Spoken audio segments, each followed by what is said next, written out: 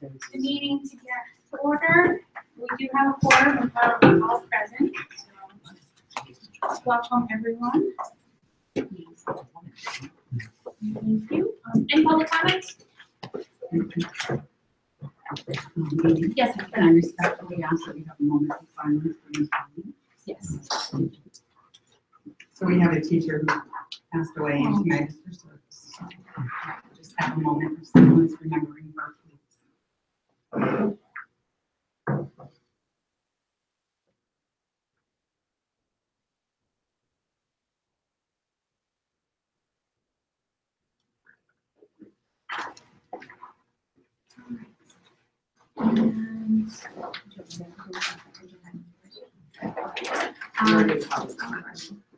Yeah. All right. I would like to propose a couple of agenda items to our agenda this evening. I'm going to do a little bit of a number here. I would like to propose agenda item, which will now be 12G. It's to go into executive session to discuss the contract of the property services manager. 12H now will be in executive session to discuss the contract of the food service director. And then that would make the current G on our agenda I. And then a third agenda item to include would be 12J, which is the discussion and possible action regarding the 2016-17 Board of Education estimate of expenditures. Second.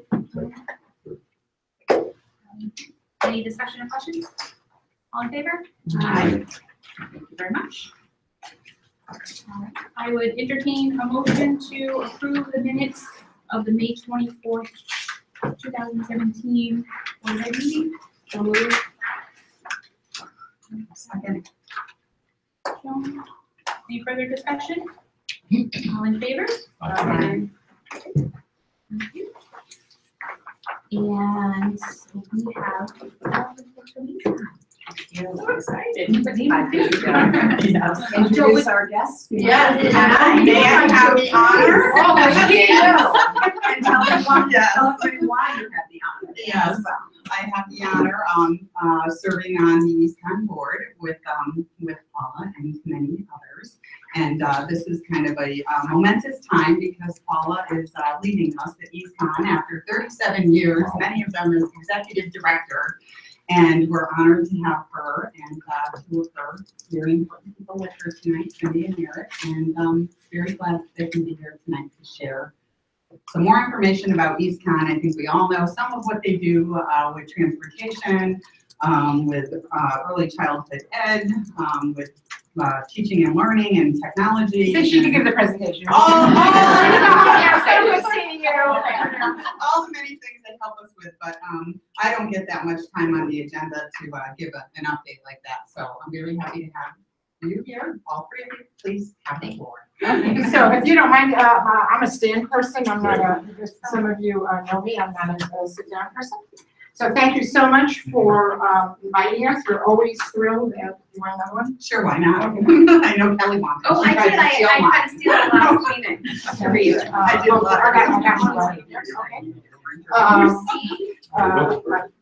Thank you so much for inviting us, and I'm sorry my back. I was trying to stand over here. I don't want my back to anybody's. Yeah, that's I'll put it in idea. here. We're always happy to come and visit our member boards of education whenever they request us to come. We're always thrilled to talk about our programs and services. What I handed out to you is every year myself and staff who work at EASTCONN put together this annual board update, which gives you the highlights, not all and everything that we do, but the highlights of what we've done the past year, the challenges that we ran into, and what our plans are for the next year. And you say, oh yeah, it's like an annual report. Yes, but the one difference is that inside, when you get a chance, when you're bored or want to go to sleep, can't fall asleep, is that we answer 3 questions. inside inside that annual report, which is what did we do, how well did we do it, and most importantly, what difference did it make to the participants, whether it's a Head Start child, whether it's a teacher in one of our professional development activities, whether it's a special education student, whether it's somebody in our inter-district. So we really take a little bit different approach. It's not good enough to say, I loved that workshop, that food was great. It is always great. It is, but that's beside the point. And I want to hear that the food is great. But more importantly, I want to hear what I learned in that workshop made a difference in my classroom and made a difference to the kids that I teach. So again, that's just the number. We're not going to go over that tonight. If you have questions, Joan can answer them, or Joan can get them to me and we'll answer them. I'm just going to do a quick overview of EASTCONN. EASTCONN is a regional educational service center. There are 6 of us in the state. We are public nonprofits, 501(c)(3)s. We are also a school district, just like you, so we have to follow all of the same rules that you do. We do not, since we're a public nonprofit, ability to tax. So we are dependent on fees for our programs, our services, competitive grants, and we're going to talk about some of those, tuitions to special education programs, foundation grants, competitive grants, federal grants. So our budget is much more like a business than it is like a public school, where you might have to go to referendum 5 times, but eventually you'll get a budget and you have, $2 million. We only have $2 million if we get the revenue to spend $2 million. So it's a little bit, so it's a business, it's a public entity, it's a school system, it's whatever. As Joan said, we have a diverse, you see in this, we have a very diverse catalog of programs and services, everything from literally birth. We work with pregnant moms, and, all the way through adults with adult education. One of my favorite stories is about 4 years ago. A woman who was literally 100 years old. Joan was there. And on her bucket list was that she wanted to get her high school diploma. And we helped her get her high school diploma. You remember, I was like a clout. And she was crying. I mean, it was just wonderful. But it's the full range. And as Joan said, I won't repeat all of them. We do employment and training for in-school and out-of-school youth. We help adults who are underemployed or unemployed get jobs. We do special education, and magnet schools, which Eric will talk about. We do professional development with your teachers. We have a Center for Educational Leadership that we work with your principals and your superintendents. We have a vast array of early childhood programs. We do teaching and learning in all shapes and forms, and we have a very robust instructional technology division. We I always find this amazing. 2.5 million miles a year moving students around. I mean, it's amazing. Always 2.5 million miles a year moving regular and special education students throughout Connecticut, Rhode Island, and Massachusetts. So it's a very diverse catalog, as I said, of programs and services. But the key thing before I introduce, because I know you have a full agenda, before I introduce Eric and Cindy, is we only do those programs and services because our 36 member districts ask us to do those services. If all of a sudden you said, we don't need EASTCONN doing the transportation for our special education students, that program would go away. It's not that I'm saying you need us to do transportation. We have all of those programs and services because our member districts and communities ask us to say, can you provide these programs in a high quality way, in a cost effective way, if we do them together? And as Joan knows, and I'll say one more thing about that before I introduce, is that, as you all know about our state budget and all of that, but and Mary knows this as well, a group of board chairs and superintendents have asked EASTCONN to facilitate them getting together on a fairly regular basis to see what else can we do together to maximize our resources, to be able to demonstrate to the state that we don't need them to consolidate us. We don't want to become regional school systems. But the reality is, in the EASTCONN region, we have a lot of very small school districts. And I point to legislators all the time. I point to the governor and to the State Department. If our little towns don't have a school, there isn't a community. And so how can we work together? That's the kind of things that we do on behalf of our 36 member districts. And when you look at our mission, which is to bring people together to work collaboratively to provide exemplary programs and services, that's the kind of activities that we do. So that's a really, I could go on for, as Joan knows, for 3 hours about EASTCONN, but that's a quick overview before I introduce them. Is there anyone that has a general question about EASTCONN that I can answer? Because I know that you had a specific interest about our magnet schools, which are our schools of choice, and our inter-district grants that Brooklyn participates in. Does anyone have a question? Okay. Eric Petoulis, who's going to talk about our magnet. We have 2 magnet schools. Eric, you're up. Awesome. Thank you. So I'm Eric Petoulis. I am the Director of Special Services for EASTCONN. I'll kind of walk around and hand these out to you guys. I'll leave some extra copies for you as well. And so I had the pleasure of getting to come out tonight to meet you guys and talk about the magnet schools. And I do think that it really represents kind of a unique opportunity in the region to have these 2 magnet schools, each of them having a very different focus. And so we'll be able to talk a little about that and answer any questions you might have. So when we look at the magnet schools, really I think one of the main questions, a couple things I'll do tonight. I'm going to just kind of walk through some general information, talk about the application process and where we go, but more importantly, try to answer the question of like why would your students want to choose? You're in that position of looking at all of your students have a choice about high school, and there's lots of different options for them. And so why would they want to look at our particular schools and have that as one of the options for them to choose?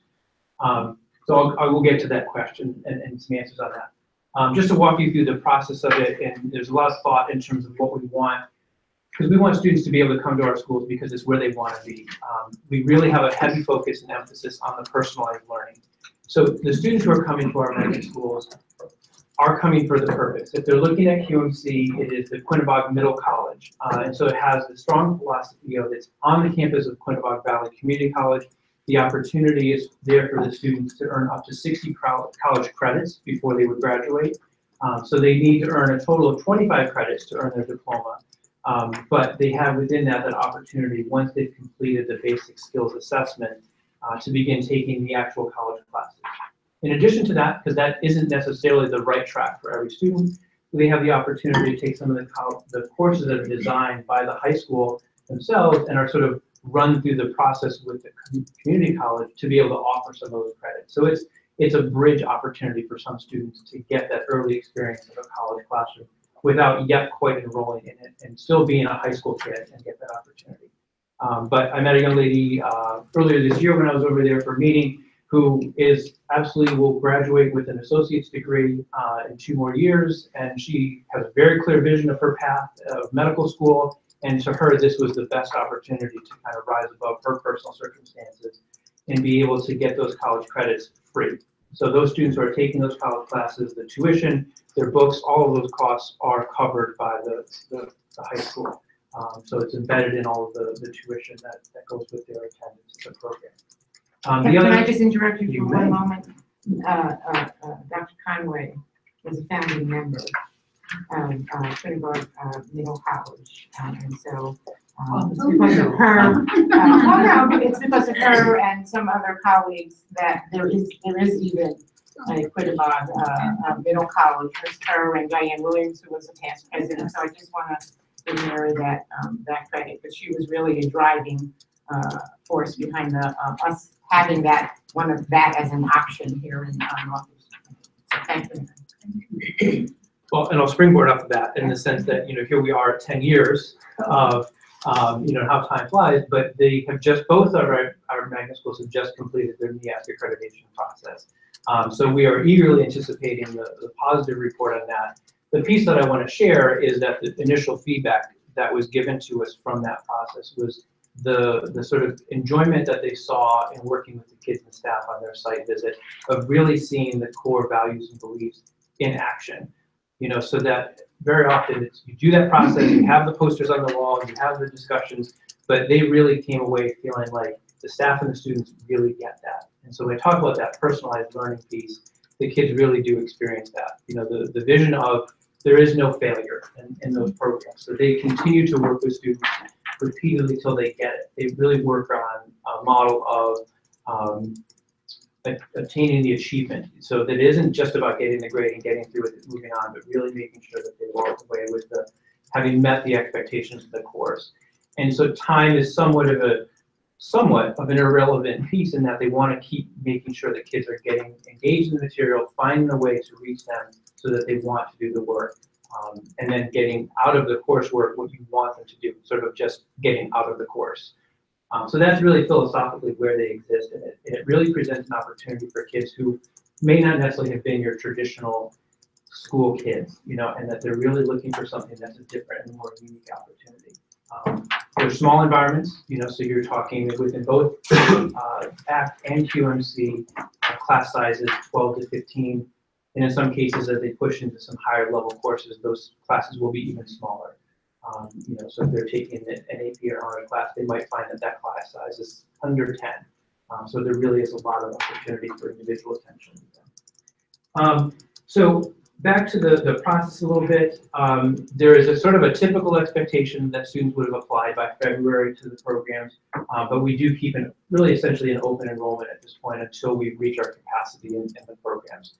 So if you look on the website right now, both programs still list that they have open enrollment, so students can continue to be looking at this as an option. One of the big pieces of it at both schools is that we would schedule a shadow day. So again, making sure that it's a sense of like, I'm not just going here because it's on the list of choices, but I really want to be here and be part of this community. They schedule that shadow day. It's a chance to see the school in action, meet staff, meet students, and kind of experience it. What's very unique in QMC is this democratic learning environment. So their schedule is modified that on every Friday they have a town hall meeting, and so that's an opportunity for the students really to have a leadership role in their community. So they discussed things, I think it was last year they did the dress code. They came up with, students really drove what the dress code would be, the expectations. Administration said they were tougher than we would have been. They put limits on it that the administration and staff probably wouldn't have, just sort of understanding kids today. But they, this is our school, this is what we want, this is what we expect. This year they did work on attendance, and so they themselves have kind of decided what's important, what do we do when students aren't attending regularly, what kinds of responses should we have. So there really is this embedded leadership experience that they're very invested and involved in the decisions of the campus that they're on. Eric, can you talk to us though, because I'm just going Yeah. to cut this into their time. Could you talk a little bit about, ACT? Absolutely. Just so that they get a sense of that there really are two very unique, different high school options, because they're not mirror images of They're each not. other. So if you could just talk just a little bit about ACT, I think that would be helpful. And I'll say my emphasis was on QMC because you guys have a higher percentage of kids currently attending QMC. But ACT truly is, it is a magical place to walk into. And I just want to say that if you haven't ever visited ACT at the Capitol Theater on Main Street, please give us a call, and we'd love to give you a tour. It Yes. really is a magical experience to be there, and it's just so wonderful to have that opportunity for kids. I wish that I had that opportunity to go to that kind of school, but anyway. So quite all right. Okay. You can interject anytime you would like. Anyway, but ACT, So ACT is, so some of the differences there. ACT, those students will graduate with 40 credits. They have a longer school day. They start at 8:45 and they run until 4:25 Monday through Thursday, because half of their academic credits are in the arts. So they have a couple of areas that they can choose in. And here I'm going to have to check my notes because I won't remember exactly. Acting and performance, audio, video, creative writing, dance, and theater production. So they choose a major when they come into the program. So part of their process, in addition to the shadow days, they also do have an audition. They are expected to choose a major. They can make some changes, and they also can access courses in any of the other major areas. But we want them to have that sort of focus, and it's really, that's their draw, is that that's something that they're passionate about and that they love, and that's a hook for the students to really be, why am I going to go to school? And for you guys, it's a little bit longer ride, and why am I going to do a longer school day? It's because they have that passion for the arts. So again, 20 credits in the arts area they're going to complete while they're there. They do get out a little earlier on Friday, so I guess that's the benefit.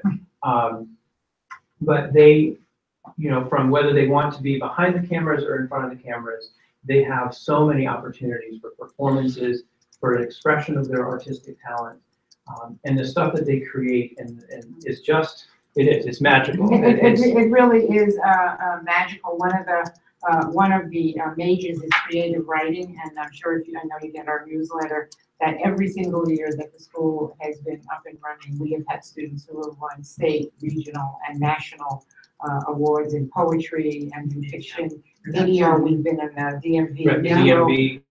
Awards. I mean, it is I went to the graduate, that seems like an eternity ago, but it was just a couple of weeks ago. I went to the graduation, and it really is a magical place, and it makes me feel really happy and supportive that we do that program, because I would say 70% of the students are not going to then go off to Broadway. And we had a speaker come who was a graduate in 2012 who said, I graduated from this school, but I'm getting my master's at BC in higher education administration, but because of this school foundation, I was able to, I knew what I wanted to do. They gave me so much beyond just, I had to act in a play or to sing or to do creative writing. So again, please, if you haven't been down there, please give us a call. We'd love to give you a program. So I think that's. Yeah. The only other thing that I would add, because they are state magnet schools, in your pre-K 8 district, the state, although ever decreasing support with tuition, there is a tuition that districts pay to us that supplements the state tuition. And to Eric's point, our pre-K 8s are in a unique position because it's one amongst many options that your students have, and at the tuition is lower than some of your other high school options, shall I say, if I can say it that way. But again, to emphasize, this is not a place where you're going to say, I'm going to send Dave to this school. Students and families have to want to go to these schools, but having these options, I think, in a region like EASTCONN where there are only 14 out of 36 districts. There are only, if you don't count our two magnets, there are only 14 high schools in 36 districts. So it adds two other really, I think, significant options for our students.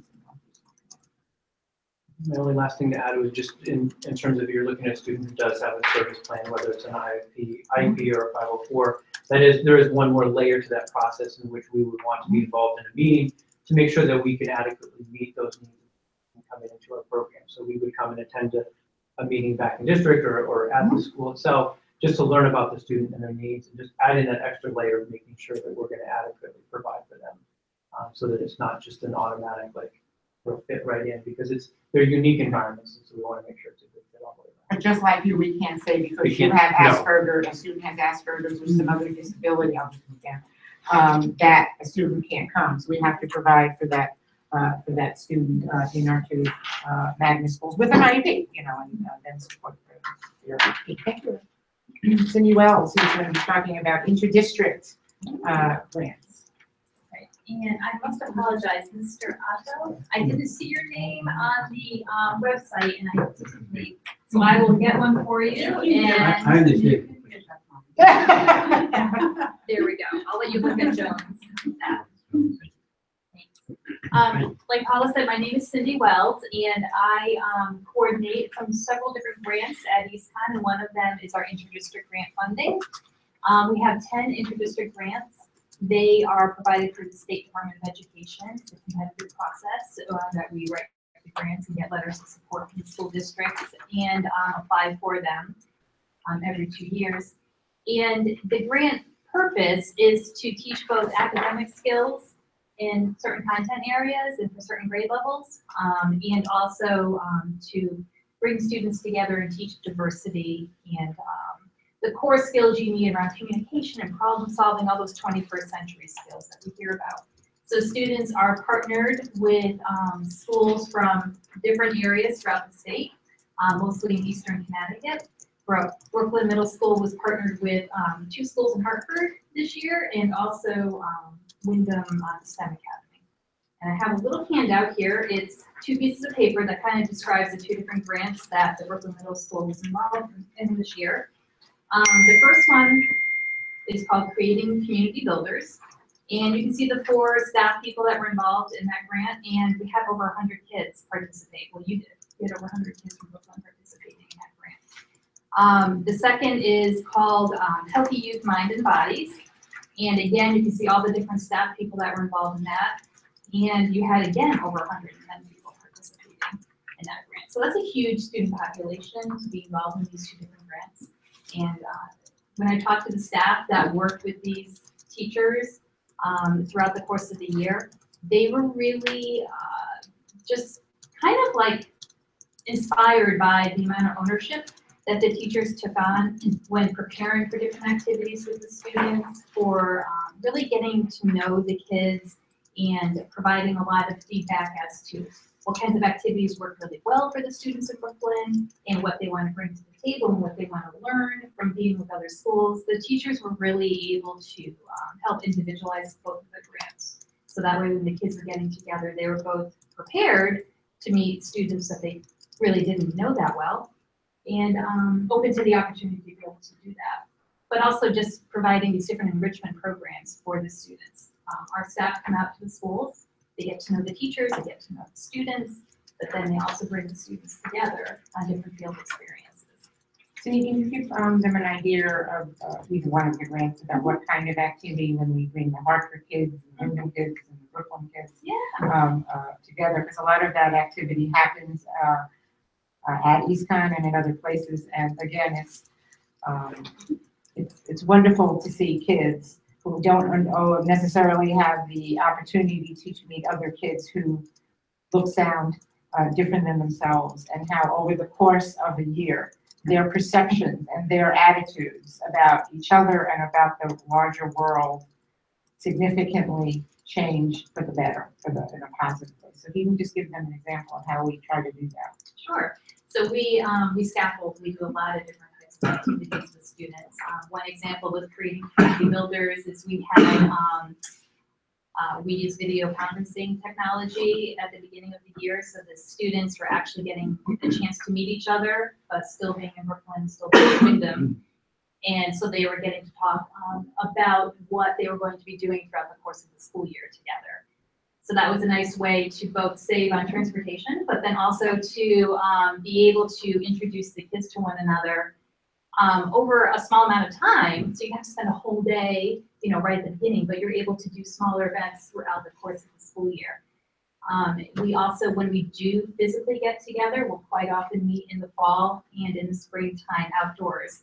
So that way, people are able to kind of be in a natural environment and be outdoors and do different types of team building and problem solving activities together.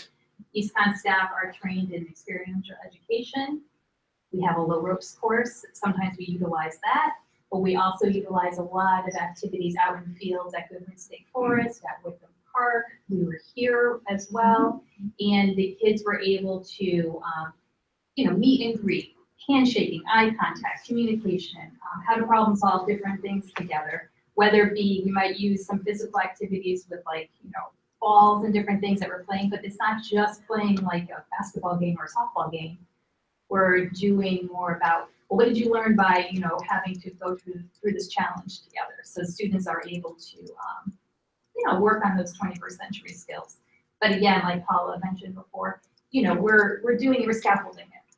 We're having the teachers get to work with the interdistrict grant coordinators, so that way they can kind of figure out, where are the students right now, and how can we best support them before just throwing them into the woods together. It's not about that. We're really looking to provide a good structure, and you can see through the course of the year, the kids are sharing notes with each other. They're making pen pals, and if they have a device, they're sharing it on the phone, and they're copying down each other's phone numbers or email addresses or different things like that, so they can stay in connection with each other. And at the end of the school year, they're always like, oh, I can't wait to see you again, and different things. So you can see the benefit just through the kids throughout the course of the year time when they're asking about when do we get to see, so-and-so student again from that other school and things like that.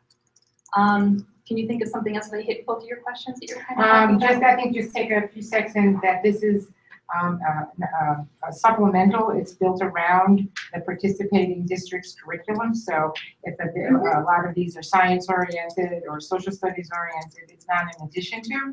It's built off of whatever the participating school's curriculum is in science. And so I don't remember, particularly, but if it was a science one, we would be building off the new science standards and doing water testing and taking them out and da-da-da-da-da. So it's not in addition to, it's enhancing and enriching the participating schools' curriculum. When you said something? Yes, and if you look at the left-hand side in the folder, there's the pamphlet that is there. It talks about all the different 10 grants that we have, that each have a different content to them. And what we do at the beginning of the year is we meet with the content teachers, and the teachers from the different schools come together. So you're talking about what your school is doing. So in a way, you're kind of getting professional development with each other as well, because the teachers are coming together. He's kind of facilitating this conversation, and then we're providing the activities and the curriculum that you're already doing in the school, but almost like an enrichment activity and curriculum within the classroom, and we get to do that throughout the course of the year. But it's built on that initial teacher planning meeting and that input, and it's just great to see teachers from different schools come together and be able to talk about the content with each other. But then it's also, we share, we're emailing each other in between meetings and student meetings and classrooms. We share lesson plans, we have agendas. So there's input from the teachers, and we're able to kind of collaborate and share ideas from different teachers throughout the different districts that are involved. And that then goes back to what I was saying in the beginning about the ownership. We're really relying on the teachers providing that input, and the teachers that you see on these pieces of paper. That's what the grant facilitators are saying, that they're providing that input. They're really showing a lot of ownership of these grants. So kudos to them, and we're just really pleased to be able to partner with Brookline to do these different grants. So thank you. Any questions or anything about that at all that you wanted to talk about? Okay. I hope this is, was helpful. Yeah, very. Don't run away just yet.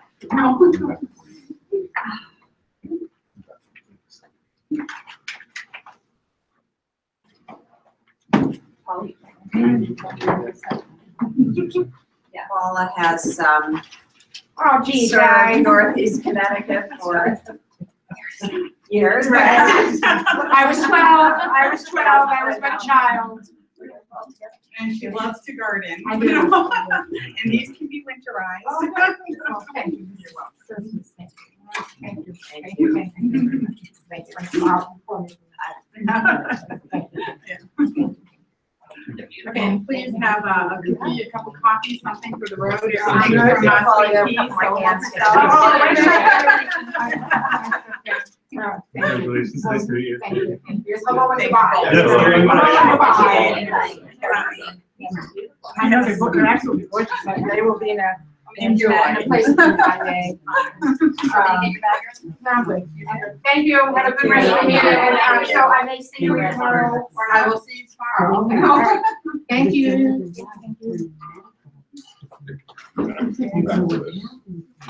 All right.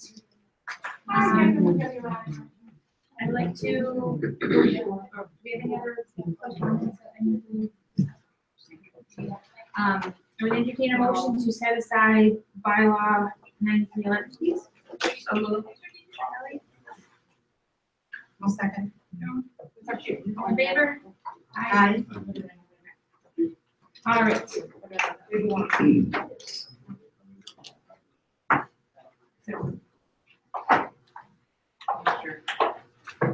All right. Things to take out. I need to take out 9100. Thank you. Thank you. 9121.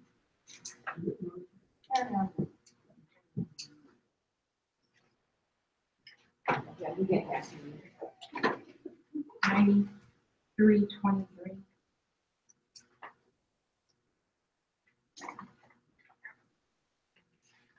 I have 9325. 9325. Anybody else have anything else to take out? I have 9100. Okay.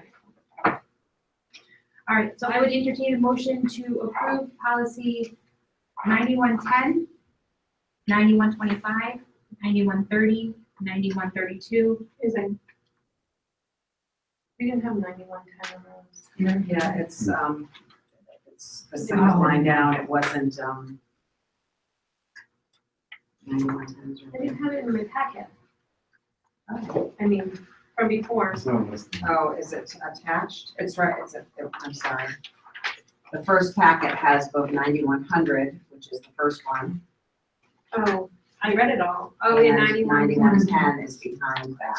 Okay. Oh, it's replaced with K91, 9100, yes.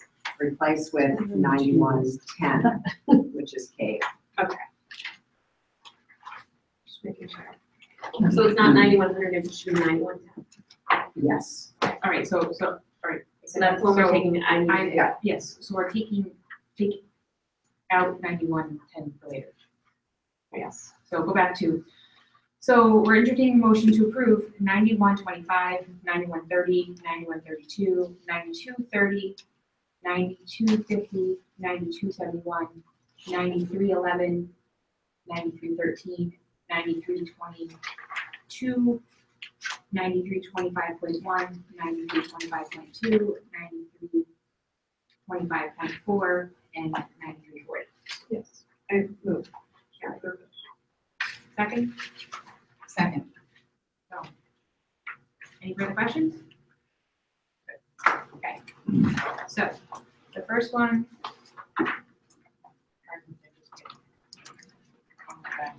Okay, so on 9110, it's just, An S? yes, Yeah, that's fine. years. There you go.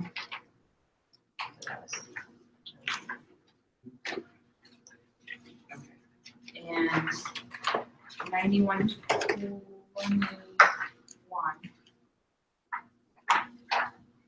It's the second paragraph after revenue. Just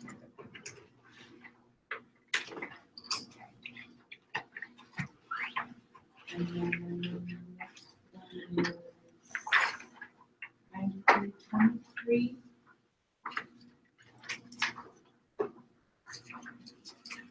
I didn't understand why.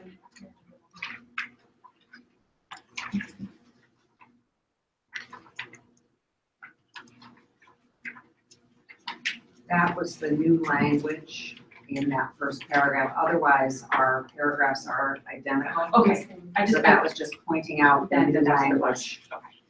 I just remember the discussions were. Right. Yeah, in ours, it indicates that you notify the superintendent, and the superintendent includes it on the agenda, but truly it's the board chair that makes those decisions. Okay, and then, I had 93. okay, I'm like. I just wanted to, I thought on number 2, I preferred the alternate language of inappropriate or disrespectful rather than boisterous. I just, it gave the 2 options and it didn't say which one, and I just was gonna suggest that we use the inappropriate or disrespectful. That was it. And there's 2 spots for it, first sentence and second sentence. I just thought boisterous could also be excited. Yeah, so, right, so I just thought. Yes, was, all right, anything else on that? Okay, so I would entertain a motion to approve policies 9110, 9121, 9323, and 9325. As amended. I'll move it. Ellie? Yes. Second. Dawn? Oh, second. May. Sorry. Oh, we got in there. All right, all in favor? Aye. Thank you.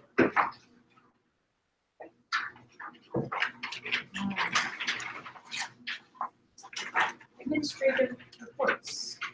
So you have, as you usually do, you have the check registered through the end of May. You also have the budget status update through the end of May. I do have one for you through today or yesterday for later in the meeting that you'll have, and you'll see that there's a $100,000 change to the good in that, so we can talk about that in a while.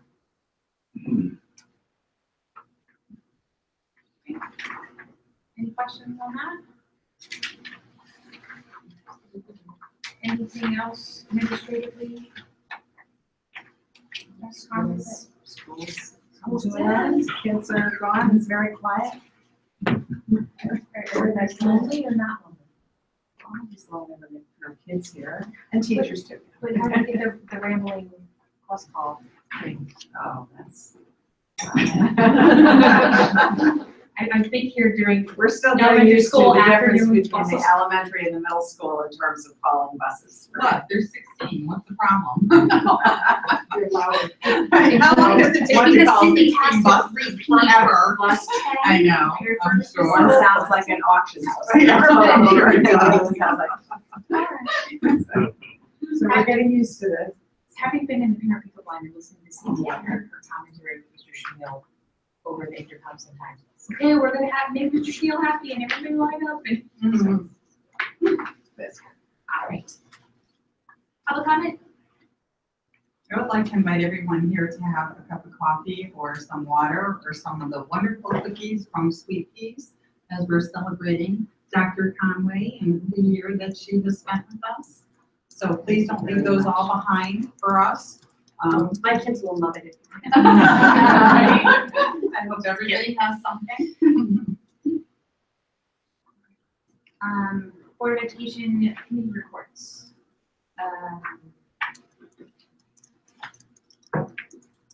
Finance met, and well, we had town meeting and budget passed overwhelmingly, yay, fabulous. I think actually the education budget is a little bit better than the town budget did.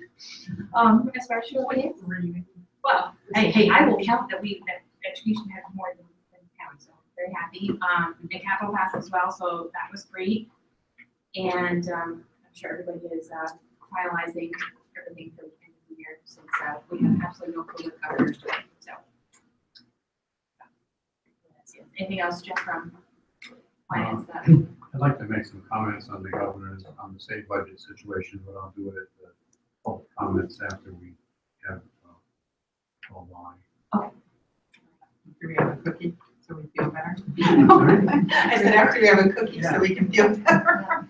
And graduation for Brooklyn Middle School went off without a hitch. It was a fabulous evening and very well done. So thank you to all of the staff that participated. I know Diane was trying not to pull the word, so I was very appreciative of that. They perfected it. Yes, it was Pretty well run. great, and Mr. Yanku was able to surprise Mrs. Sweet, so that was very nice, and it was a great evening. Definitely a lot of great achievers in our school, so very happy to see what they do when they get off to their high schools. Any other reports for other communities, EASTCONN or Woodstock? Yeah, I mean, EASTCONN, great that Paula came tonight and presented and hopefully shared some information that we didn't know about EASTCONN. We are still in the process of appointing the next executive director. Spent many hours interviewing and calling through, as we all know how that process goes. But last night we met and we unanimously selected a candidate to put forward to the full board on July 11th for the appointment. So we're at that point at this time. And EASTCONN had their graduation, which I attended in Wyndham, which was adult education learners, which went very well. Nice night. And Woodstock, I missed the meeting last night, but of course I was at graduation because my kid graduated. Yes. And that was wonderful with the family of Otto bagpipers leading the way. It was quite the event, and it turned out to be a nice day. Wasn't rainy, wasn't sweltering, it was still warm, but somehow they got through, almost 300 names in an hour and a half, and I don't know how they do that. They also had baccalaureate and they had class night. So class night, they do all the scholarships and awards. It was over $190,000 worth of scholarships. Over 200 people, kids, students received those. And then they went from class night, all the buses were waiting, they hop on a bus and they take the kids away for project graduation, and that goes overnight, and then they bring them back at 6 o'clock in the morning, tire them out, and hope that they're just chilling out on that day for graduation the following day. So it all went very well. It's nice. But you tell what happened last night. I was at EASTCONN. Last night, I mean, really, they adopted the new graduation requirements for the class of 2021 last night, so that affects our incoming freshmen. Is it two The extra- language or no? The extra math, Extra math and science, I do know. yeah, and let's see, they now have 4 English, 4 math, 3 science, 3 social studies, 1 world language, 2 health and PE, 1 fine arts, 1 humanities, 1 STEM, and 1 career life skills.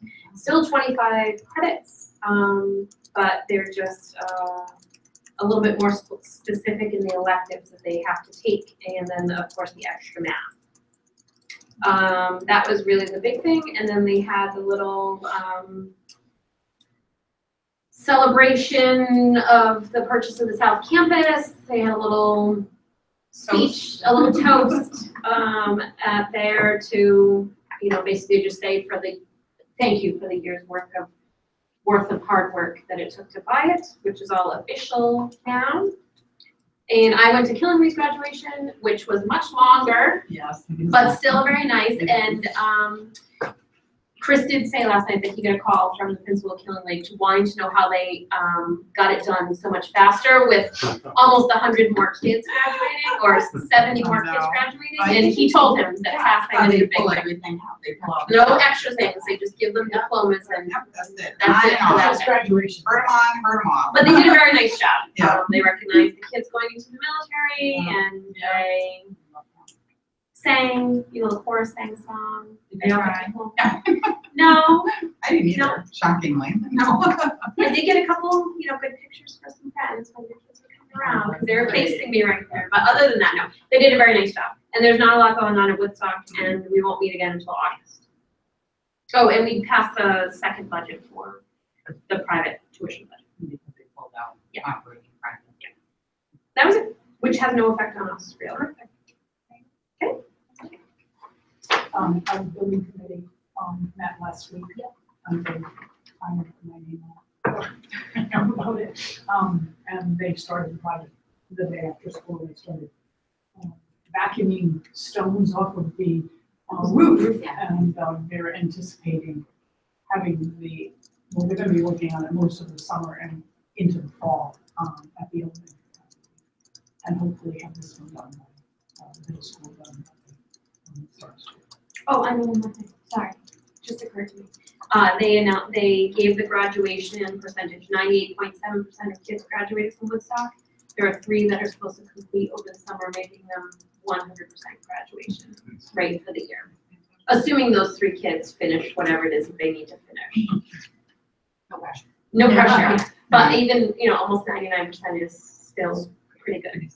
But if they can get them done, she said right now they're all on track, but you never know. Sounds like something Holly recorded. Holly did record. 3 kids. She's on top of them, Yeah, she I'm said. sure she is.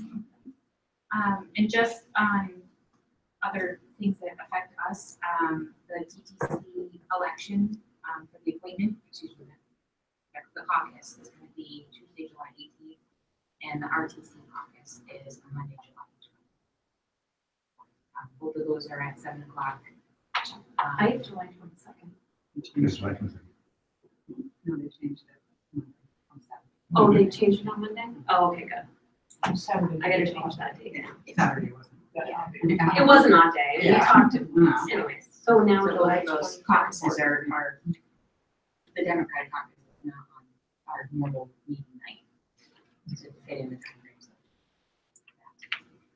All right, so for old business, we have, our new policies, which is the second reading. Can I amend something and add? Can I back up one minute? I'm sorry, board reps to other committees. I just wanted to talk about K for a minute. Oh. Early registration is out for the convention, and I'm wondering, if we're gonna talk about that at some point, or just who We you got just an did. email. Yeah. I got an email, Yeah, did everybody receive an email? Because there is a benefit to registering early and you can save Less some money, and I expensive. think it's a good thing to do if we can. There's also that leadership conference follow-up at the Mystic, and that's no fee. I don't know if you saw that or you're able to go, but I think that would be a great thing. I Yeah. actually did register for the Oh, summer. good, okay. And, I actually talked to Gail about the, Conference? no, the hour and a half before the summer institute. Oh, For the people that did the. oh, the leadership- delegate assembly? Nope, No. so the meeting in July, it's the summer institute, so that's from like 2 to 7. Oh, right, yeah. But then the hour and a half from like 12 to Yeah. 1:30 is for those of us that participated in the leadership Right. institute is like a reunion. Yeah. So I did talk to her about that part, so I'm going from the 12 to 7. Okay. So both things. Gotcha. Alright, Good. to do that. And, I think the early registration date, for the Cape Convention November is the end of August. It's usually like right before Yeah. school starts. So as far as if, you know, it does give people time to look at calendars and see if. Well, I just figured that we needed to at least wait for the caucus. To know you're gonna be. Yeah, I mean, just, you Your don't know caucus if is a little there's, bit different than my caucus, because my caucus is very yeah, so ours is a little bit different. I mean, Yeah. there could be a So- Republican that which is can fine. get voted Yeah. that night, so for me, I just assumed I needed to wait until that date. And that's fine, but Fair that still. But I think the that November still dates for me are fine. Yeah. That still gives you more than a month Yes. to register and keep that. So that-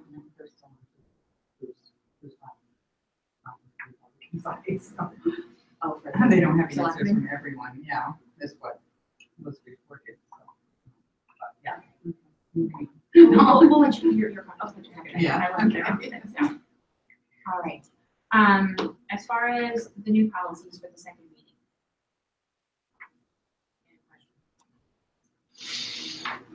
So you can make a motion on each one, you can make a motion to discuss all of them and then Okay, amend or just amend pro.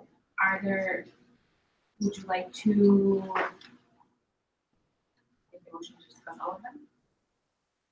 Would you make the motion to discuss all of them, or just? Why don't you just pull out the ones that you have a question on, just like we do a regular policy? And then we can just approve all of them and then just discuss the one that, because I was good with them. I just need to pull out, 92. So I motion to approve 90-20, 90-30, 90-40, 9300, 93-24, and 93-27, and finally 94. I'll second that. All in favor? Aye. Very good. Okay, so my question, and Mary, this is one for you. On 92-22, the second paragraph under censure, is that like an FYI?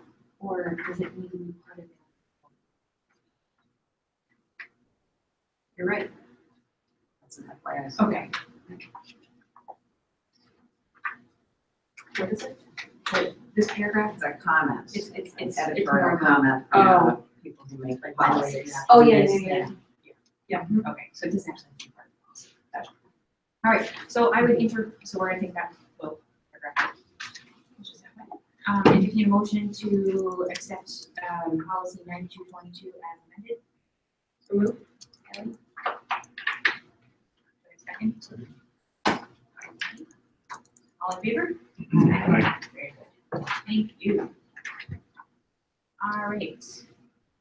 Climate survey results. In your packet, you have the aggregate results, parents, student, and staff from the elementary and parents, student, and staff from the middle school. The full packets do include disaggregated data, so including a breakdown of ethnicity, of grade level, parents of more than one child, a whole bunch of different things. And so all of that data has been provided to the principals. The principals in both schools have given it to their staff members at this point. So they are digesting it over the summer. The principals have already started to dive deep in that and then to triangulate their data. So if they see a point that they say, gee, that's not as high as I thought or as low as I thought it could be. Some of them you want to be low. when talking about bullying. And so the principals are then looking at how can I triangulate that data? So if I had only 25 parent respondents that said this, let me ask the kids a question, let me ask the staff a question when we get back to school. So we talked about surveying throughout the year, little teeny surveys with kids and with staff and trying to get a real read on what's going on. So they're looking at all of this. They have all the comments as well. And I think I emailed the board the full packets, so you have those as well. This is just kind of the high level look at where they are. I thought overall they were pretty positive. In that regard, it doesn't give us a lot to work on, so they have to dig a little deeper, use some of those comments and talk to kids and to staff. So in addition to the parents. So as you know, we are required to do a stakeholder feedback goal each year. It's worth 10% of the administrator's evaluation and 5% of the teacher's evaluation. And so the teachers all have to feed into that goal as well. So that's where we are. I mean, if you have specific questions, I probably won't be able to answer the whys to those, but just to let you know, this is not sitting on the shelf. We are going to put these on the website, just that high-level aggregate data.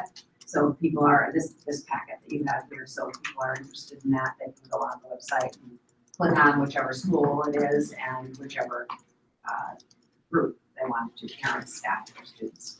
So we will get that on in the next couple of weeks. And if I understand correctly, now that the principals have it and then passed on this is part of what those first couple of staff development meetings are in the September of what each school is.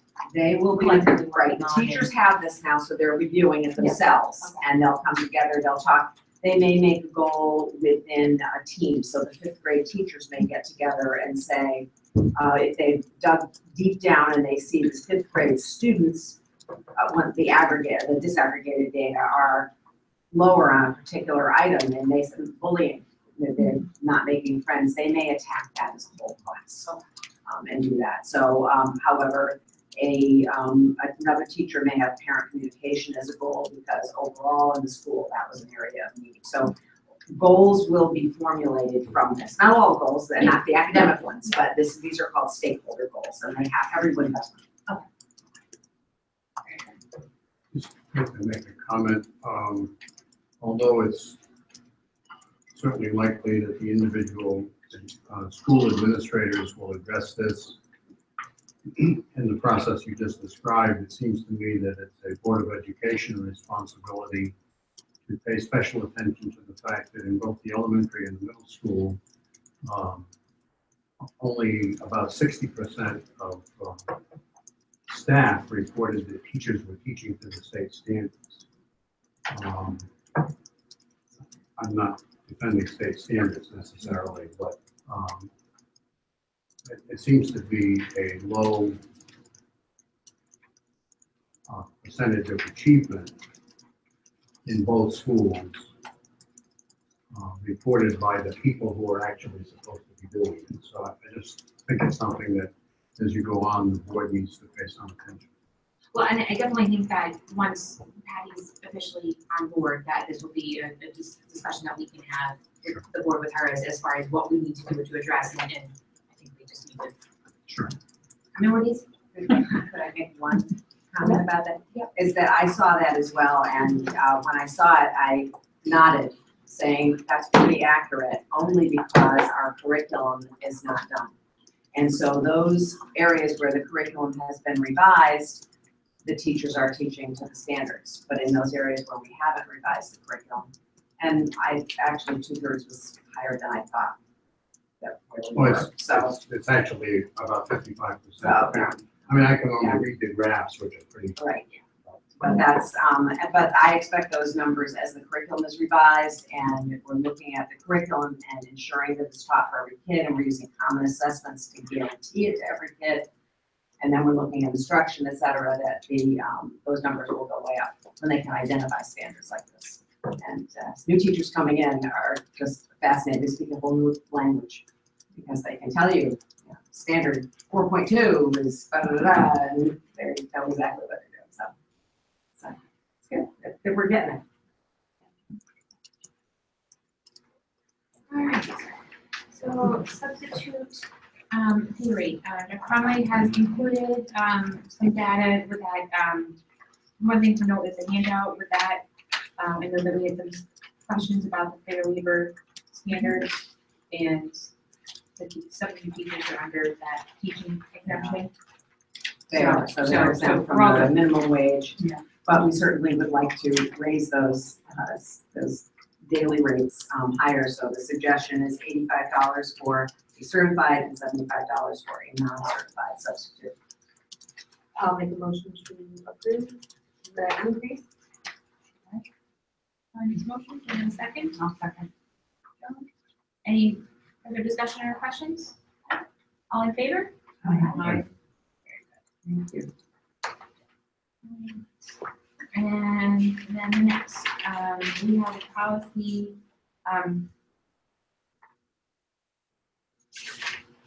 Yeah, we're basically out of time. Mind if I get? yep, go ahead.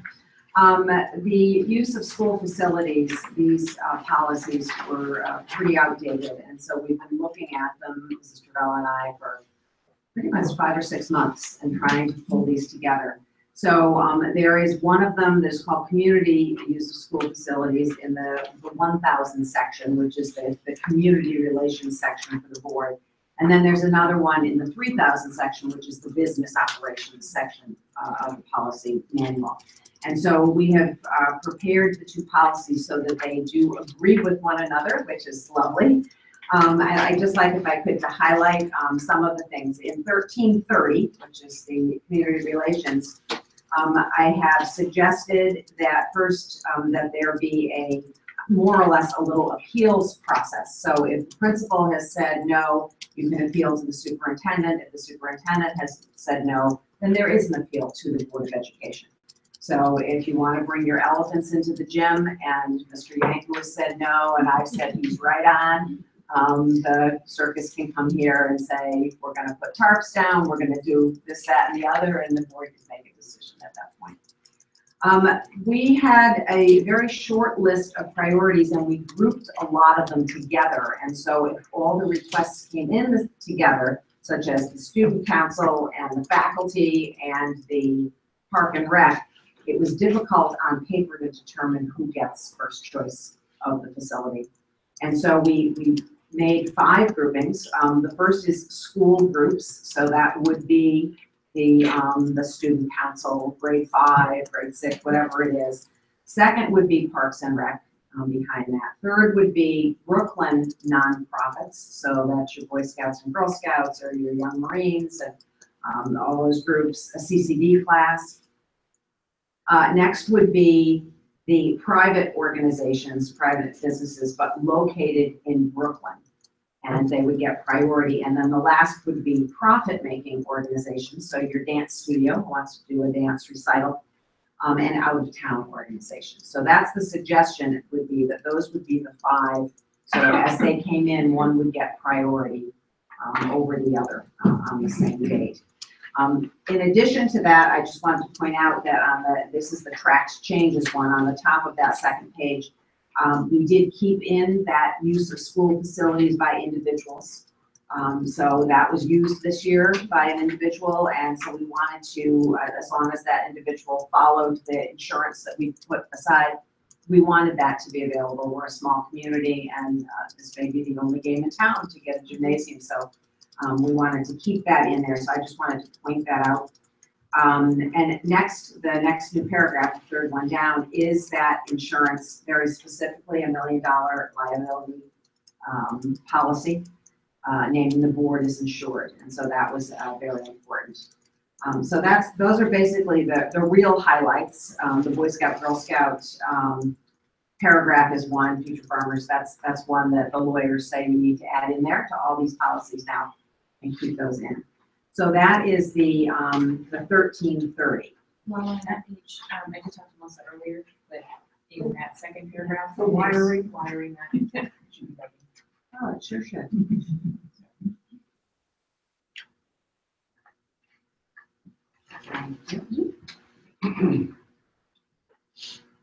So that's that policy. That's one agenda item, so. Okay. So what is the question on that? So Or is it standard practice to charge a fee, especially if you have a for-profit organization or somebody come or a dance studio in your example? Yes, it is very standard practice. If there are dance studios coming in, they're probably using our technician, so Right. we have to put that person out there and charge for that. They'd be using our air conditioning. They have a recital in June, certainly. They'd be using the stage, the lighting, et cetera. And what you would do with those fees is we have set up a student activity school use fee account. And so those fees would sit in that account until a new spotlight was needed, or a bulb was broken, or something about the facility needed to be repaired because of use. And that funding would be used for that. Except for the custodian fees and cafeteria fees, those would be used to pay the custodian immediately and to pay the cafeteria worker to come in. So yes, it's normal practice. So is there a fee schedule somewhere that I'm? There is, missing? it's the third, Oh, the okay. third one. I'm like, where is it? It's coming. Oh, okay. Yeah, we're not there yet. Sorry. Okay. Jumping ahead. So, because this is, any policy. No, it's your policy, you Oh, tested in okay. October 22, 2008. All right, This is a so revision. I would entertain a motion to approve policy 1330 with the revision that we made. So moved. Second. Amanda Kelly. Is there discussion? All in favor? Aye. Okay. All right, so next would be policy 3515, use of school facilities. Correct, and I did not track the changes here. You can see our policy, which was passed October 28, 1997, is pretty thin. So I used CAVES and made sure that it agreed with policy 1330. So just to highlight those things, on the first page of 1335 are the eligible organizations and the priority of use, and that repeats those 5 categories that were in 1330 that I just highlighted. Then in this particular policy, there's also those restrictions on school use. So illegal activities, use or possession of alcoholic beverages, controlled substances are forbidden. Refreshments can only be in designated areas approved by the principal. Inappropriate advertising or decorations, activities which engender racial or religious prejudices are all prohibited. And that there will be fees. There's an area that says there may be fees, and so community-based groups would be charged without fees, and then the fee specifics. So for number 1, that first group, this is an order of those 5 groups again. For school groups, Town of Brooklyn, Parks and Rec, there's no rental fee and no associated cost. Associated costs is your custodian cost and your cafeteria worker cost. For Brooklyn-based, that's the first 2 groups. And then for Brooklyn-based nonprofits, there's no rental fee, but they're going to pay the associated costs. So that's if your Cub Scouts come in all day Saturday and have Pinewood Derby, there's a cost to that because our custodians are coming in on overtime on Saturday. And that's consistent with our current policy, not with our current practice, unfortunately, but it is with our current policy. It's already written in there. So, and then private organizations, et cetera, would have both a rental fee and associated costs. The board can waive those costs at any time. Anybody could come in and ask for that to be waived. And then the insurance, again, is reiterated that we were looking for. So those are to make that one consistent with the other, those are the changes. So it is a revised policy, but it's a huge revision. Okay. So let's have on the first page. It's coming, it's coming, it's coming. I'm still. Paragraph.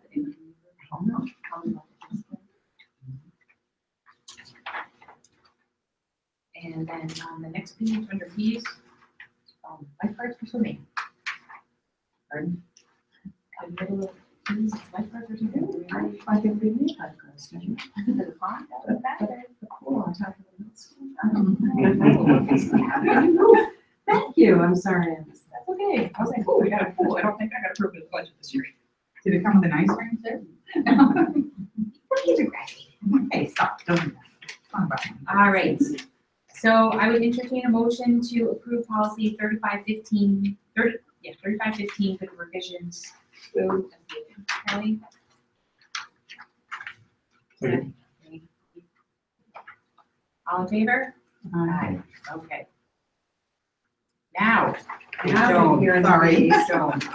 So the first 2 pages are our current form. And you can see it's a little bit dated, but that is our current form. The second page is what is on the back, or should be copied on the back of that form. I don't know that it always is. So you'll note in the first paragraph, it says all organizations will be assessed a user fee if there's more than 75 people using the building. This will include the fee will include, but maybe not be limited to the cost of custodial time, et cetera. Then hourly user fee is 1.5 times hourly wage because it's time and a half that the custodian will be doing. The board requires a custodian is present at all functions outside of school hours, and that a kitchen staff person must be present, even if they're not doing any work. If the kitchen is being used, a kitchen staff person must be present and of course must be paid as well. Certificate of insurance may be required. We are now saying it is required. And then there is there shall be no use, distribution, unlawful possession of illicit drugs or alcohol. So just wanted to highlight that stuff's already in here. This is something that has written. Some of it I don't think was being followed quite as closely as it could. So we have a new form, not that you complete, that you approve forms, but we do have a new form and the teeny weeny print for the back of that form. That is probably a little more explicit than we started out to be. The new part is right in the middle of the form itself, section 3. Areas to be used is the left column, so classroom, library, auditorium, gymnasium, cafeteria, kitchen, do we need a custodian? And then the next is the school groups, the parks and rec, and the nonprofits. So there can be no rental fee possibly, and there would be for classrooms. So if Boy Scouts were meeting after school, or Cub Scouts were meeting, Girl Scouts were meeting after school, they certainly could do that. Auditorium, $75 for a technician. If a technician is needed, we have groups that have their own technician and who are well versed in our equipment. Gymnasium, cafeteria, you can see there. Kitchen, no rental fee, however, there could be a $45 fee per hour for a kitchen employee to be present, and these would be checkoffs. So it's possible that there wouldn't be, but it's possible that there would be. And a custodian, $50 per hour outside of normal working hours. And then the right-hand column is the private organizations and the profit making. So a classroom or library, so if we were renting to the jiu-jitsu group down the street that was giving lessons, they would be charged $250 per semester or $20 per day. And the auditorium is the technician, and an auditorium, we only have one at the middle school, and that would be $200 per day. Gymnasium, $200, cafeteria, $100. No rental fee for the kitchen, however, $45 for the employees and $50. We can't, certainly, we're not looking to make money, we're looking to pay them. And so that's what it would be. So that is what, in the policies, it indicates that the board would be approving fees and the change in fees. And so that's why you see the entire form here, is because I wanted you to see what the suggested fees would be. So the middle school is more expensive than the elementary school, or is it gym and cafeteria? Yes, there are different sizes. The gymnasium, right, gymnasium and cafeteria, and it would be more expensive at the middle school. You can see more, the gymnasium's bigger. So this boxed area that says this section is for office use only, the applicant does not fill that out. correct. But then they sign here, and then what's below is also office use only? Correct. Is this something that we have in an automated fashion? I do. Oh, okay, I'm just wondering if we would put that together and put the signature. And put the signatures above it. Yeah. Sure. So put the date of application above the box. Yeah, like spot 3. Yeah, that's right. It is very confusing. Yeah. I know there's a lot of information. There is a ton of information on it. And my question was, is there a reason why the cafeteria is a minimum of 4 and the custodian is a minimum of 3 hours? You probably Remember, I'm trying to Lot remember weapons and warm things up. contract wise. So I will Well, look for cafeteria. Okay, and the reason why I'm asking is because if you're saying that if people are utilizing the kitchen, even if they're not actually utilizing equipment, and a person needs to be there. Like, so for instance, if I rent the Right, if they're cafeteria, using the kitchen as If opposed they're to the using the cafeteria. kitchen, right, somebody has to be there, Right, the kitchen, but not the cafeteria. right. They can use the cafeteria. So if they're You using can have an ice cream appliances or- social. Right. They can use the space or they Yep. can use the, if And- there's. Okay. But if somebody was having a service. spaghetti supper. Correct. Okay, and they're Correct. cooking Or themselves, pancake prep. or Right. pancake, yes. Like the PTO. Yeah, you need to keep things hot. school group, so would we, should we check to see if that's a contractual thing? I would go out of Okay. business. Right, true. And then my question on the second page is about 2/3 of the down under services of operators and technicians. And all the way over here is scoreboards. We have scoreboards? Oh, we do have a gym. Yeah, we have a gym. I was thinking outside football season. Yeah. And maybe someday we have a Green. scoreboard with the baseball field. Sorry, I was thinking. Never know. The other question I had specifically from John is once this form is finalized, is this going to be in a PDF format that can be put on the website so that anybody can pull it down and fill out, so they don't have to come in the Comes school in twice school, correct. to do that, so that was his important question. Do they, just random question, do they have to, let's say it's something that recurs like every Friday night PAC meeting, can they fill it out one time for the Oh, year? yes. Oh, absolutely, they don't have to continue to do it every You could week. just attach your, because it would be the same things that the providers that are. So I think that the real question here is the fees. I will look up the hours and be able to check that. But the real question is the fees are what the board would be approving. Are those the fees that you would want? I think that's adequate, I would just question the 4-hour and 3-hour Yeah. minimums. Do we need to have that solidified before we can vote on it? I think so, depending on the number of hours that it is, the fee would remain the same. Well, Yeah, the fees, the fee it's that just the you're- hours. And it'd be a The fees contract that thing, you're right? thing, right. Like, if their It contract could says be, they right. have to be here for, or get paid for 3 hours versus 4 hours. Yeah, custodians are 2, I know that.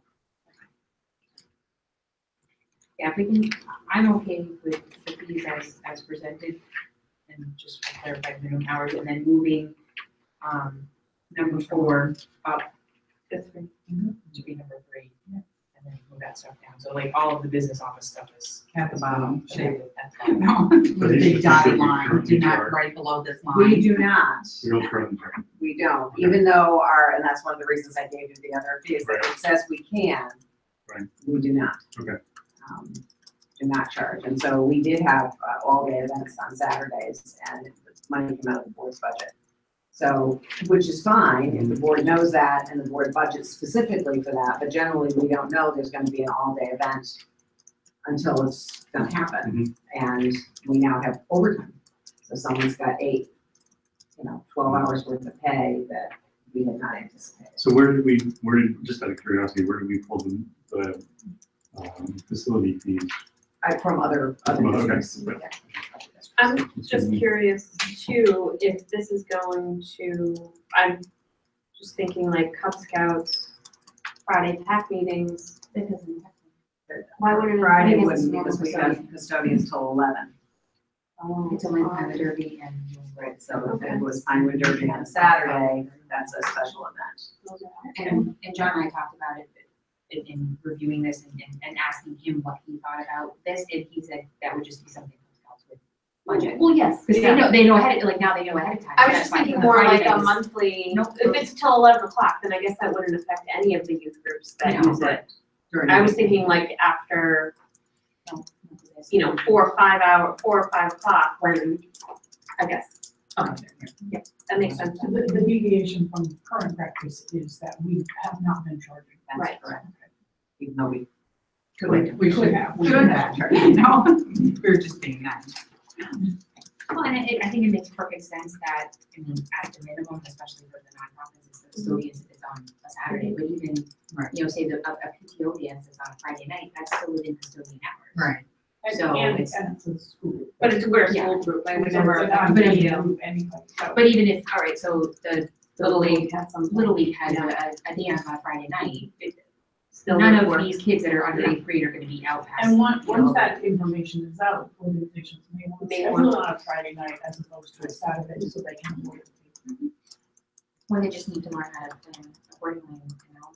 And I don't think that this is out of I mean, line. I mean, QB charges for things too. Killingly does. We rent Killingly Gymnasium for wrestling tournaments every year. We're a nonprofit youth sports group, and we pay them about $1,500 for our tournament for like a 12 hours on Saturday. So it's a big cost. I think that this is, you know, is much more reasonable than what their fees are. All right, motion to approve with the amended areas on the form. I second. Kelly, all in favor? Uh, Very good. All right, next we've got the Woodstock contract. Woodstock Academy contract. Finally. And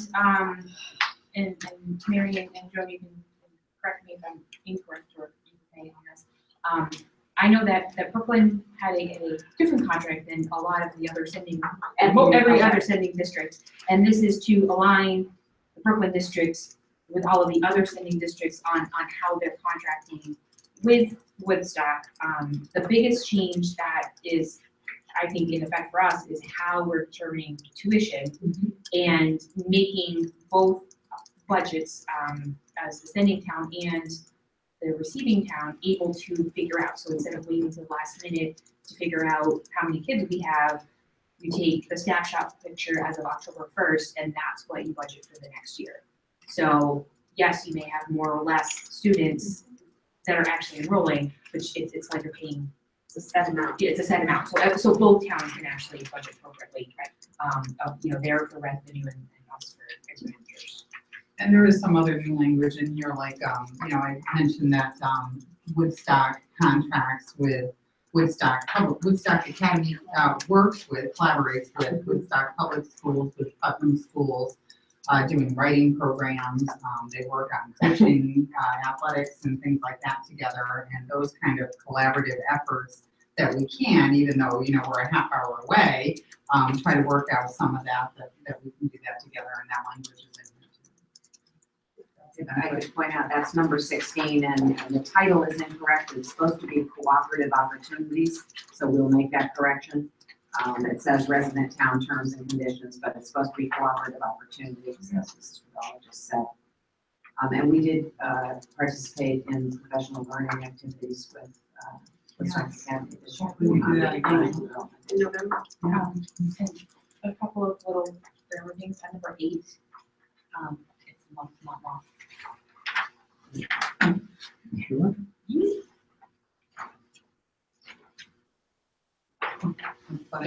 Mob. Spell check, isn't that correct? That's right. And on number 14, after the first sentence, there's no space Space. before it. That's all I got.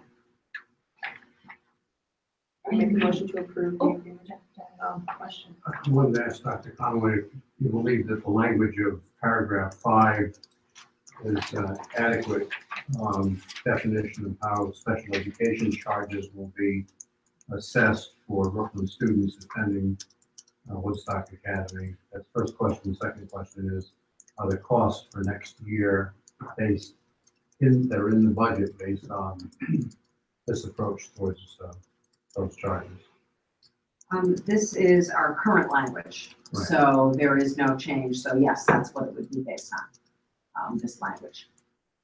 So no, I would not suggest any changes to that language. So it treats all students as having the same level of, all special education students as having the same level of attention and therefore cost. Correct. The students who attend Woodstock Academy from Brooklyn and other districts who have some pretty intensive needs are actually serviced by EASTCONN and not by Woodstock Academy, even though their program is at Woodstock Academy. And so those students do take some classes at Woodstock, and they also have perhaps an intensive instruction program as well. But, those tuition bills come from EASTCONN and not from Woodstock Academy. So, If you're satisfied that it's adequate language. it's I okay. think this language was put in the last time around to kind of simplify the, But it certainly simplifies it. It simplifies it to the point where you wonder whether it's whether we're getting the adequate. services But we're if you have paying to for. deal with EASTCON, then you have to look at both of them together and see if Right. it covers everything, and we're not looking at the EASTCON. All right, thank you very much.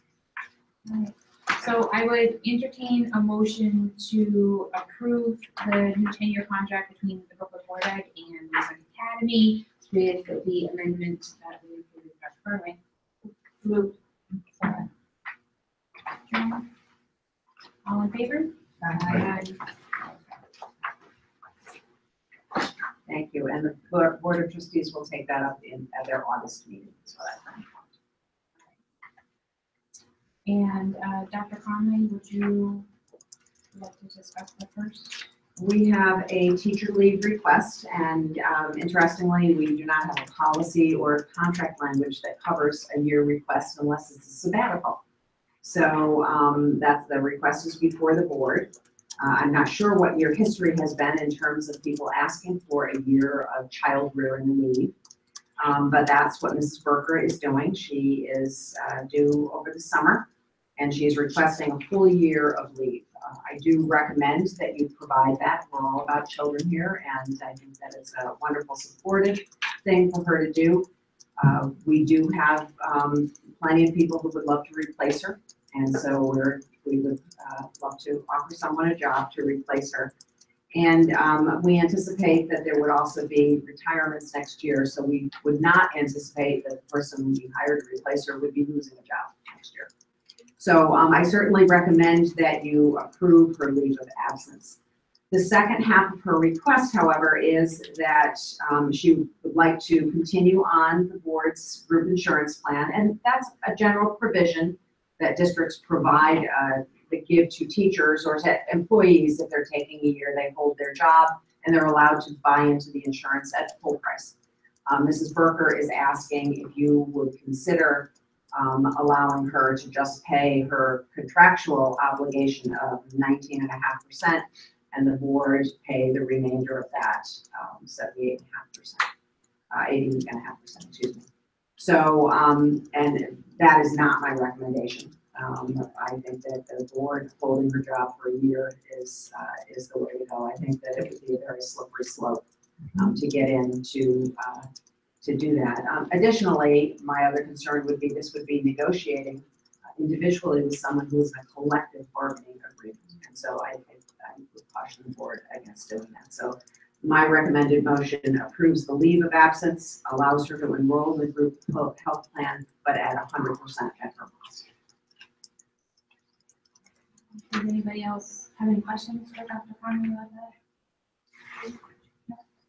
So I would entertain a motion to approve Ms. Berger's request for a one year unpaid leave of absence with her to return for the 18-19 school year and afford her the opportunity to stay on the school's health insurance plan at paying 100% of the premium cost of the insurance. I make a motion. Second. Okay. Any further questions or discussions? All in favor? Aye. All right.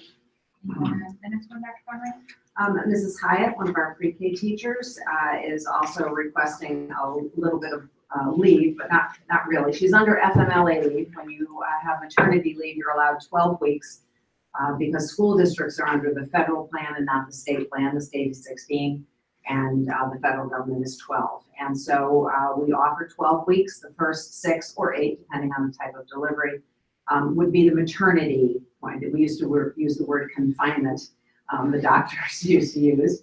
And so that is where the doctor says you may not work, you need to stay home, you need to rest. And then the second 6 is child rearing leave, and certainly the teacher is eligible to take that. It's generally unpaid by your family medical leave policy. it is unpaid, the remainder of the leave, whether it's 4 or 6 weeks after the delivery and the maternity portion is over.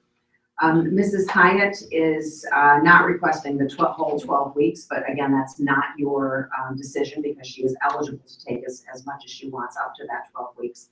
What she would like, however, is once her 6-week maternity portion is ended, she would still like to use sick benefit time to extend her leave. It's a total of 12 days, and she would like to use that to get paid for the other 12 days. My recommendation is to deny that request. Again, that is a very slippery slope to go down. There is an active grievance that was filed last fall that the board has not heard yet, knows of, but has not heard yet, that the union is possibly gathering more data here. But that is not consistent with our FMLA policy nor good practice. So even though it seems like a short amount of time and an easy thing to do, it is not the policy, and her other 12 days, or approximate, because who knows when she's actually going to give birth, should be unpaid days, should she choose to keep those days, to take those days. Does anybody else have any questions for Dr. Conway? All right, so I would entertain a motion to deny Mrs. Hyatt's request to use sick benefit time while on child rearing portion of her leave. I'm sorry, I do have one question. I'm sorry. So,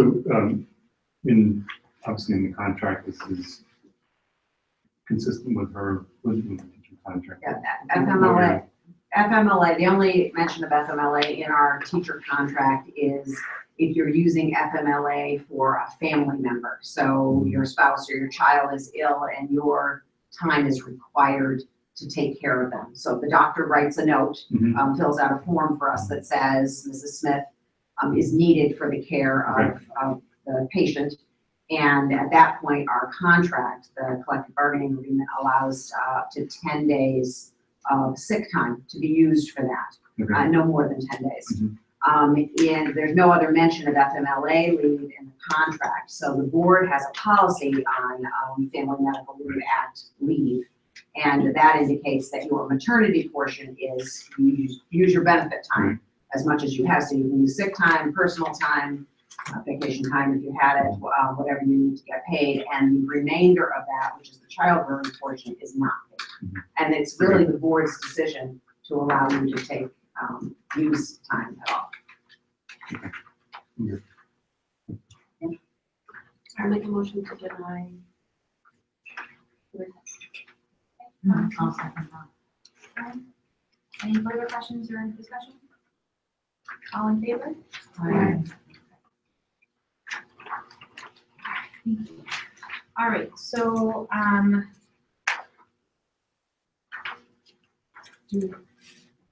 Three go agenda ahead, items. go into executive session, and then we will. So executive session to. Okay. So I would entertain a motion to go into an executive session to discuss the property services manager contract and also discuss the food service director contract.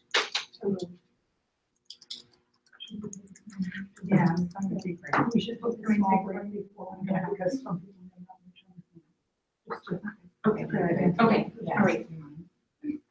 Sorry, yeah, making so. Then you'll probably follow that with another recess to discuss Right. the So some local people may not 1303. return. Yes. Would you like to move public comment then up? Oh, that's a good idea. Okay, so I would entertain a motion to move public comment up right now before we do second. If you do that, will you have another public comment after 12I is discussed? Well, Well, we would. I and J, I don't remember which Yeah, one. yes. Yes. I mean, Well, then we I can agree make a that motion moving to it up move it to up. facilitate people who don't want to come back is a good thing to do, but it prevents them from being able to comment on any business conducted after. So we could add it, can we add it again? No, just. Yeah.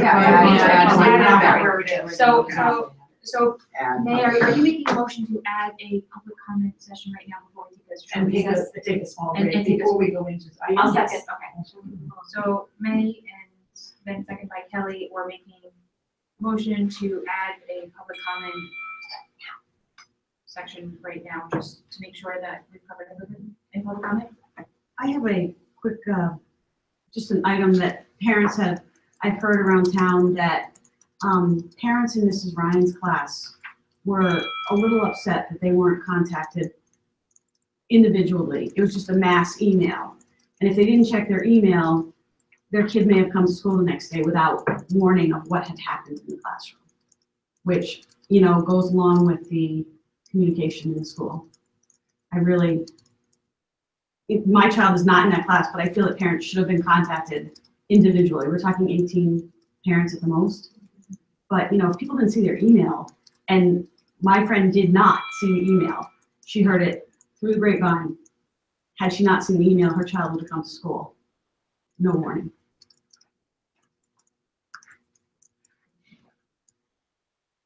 Mrs. Limmer? I know you said something to me about me at graduation, but I was just following the rules of the person who really oversaw the whole thing. I don't know if you realized that there was a new person involved, and that was Carrie Corvello, who organized. She was amazing. So, and I, you know, I know you, if you hadn't recognized me, I wouldn't have said anything, but it really, I did nothing compared to what she was doing. No, it really was a great job, and I know I talked to her when I came to get my hand cramped, the tile and the foam was in, and she was saying everything was going, and honestly, to sit back and watch it go, you would have She never was amazing. thought that anything went wrong. I don't know if anything did go wrong, but you would have never, it looked like everything went off without a complete hitch. And I just made a comment about I the know, flowers, that's because what- Kelly came to me, and she's like, what's with this leaf? And I'm like, Diane tried to fix the leaf, and it was all. So It was not mine, that was a broken, I guess. Yeah, It it was just funny that. I pulled the leaf off. You should, yeah, it's fine, so that That's was- a good point, though. She did. It really was. Yeah, and as I said, had you not said anything about me, I Yeah. would, but no, it was her. I mean, I know it takes an entire village to make that go off, and there was many people behind the scenes, She where we worked very sat. closely with Mr. Yang. Yeah, and where we saw, we could see the They did people a on great the job. sides of the stage, so I'm sure there was at least a dozen people behind the stage at all times, and I think we went very, very well, so. All right, also, oh, I'm sorry. I have a question about the buses for next year. My daughter's bus did not have a permanent driver until May. Call the superintendent's office. I did. We had a lot of conversations. But I would just like to see that that is not the case coming up in the future. You know, I just think the buses were a bit of a calamity in the beginning of the year, and, you know, I'd like to make sure that doesn't happen this year. Well, I would be lying if I say that everything is going to be absolutely perfect. I don't expect So, perfect. But I am sure with the staff, with, you know, the administration that we have, and, you know, everybody's in place as of July 1st, and that is definitely going to be something that is going to be looked at by all staff and all hands on deck, and you know. It was the first year of a new provider, and they did warn us that there would be a settling period. If it took to May, that was a long settling period, but, and I know they had a shortage of bus drivers. Just can't find qualified drivers. So, all right, so, we'll take a short recess.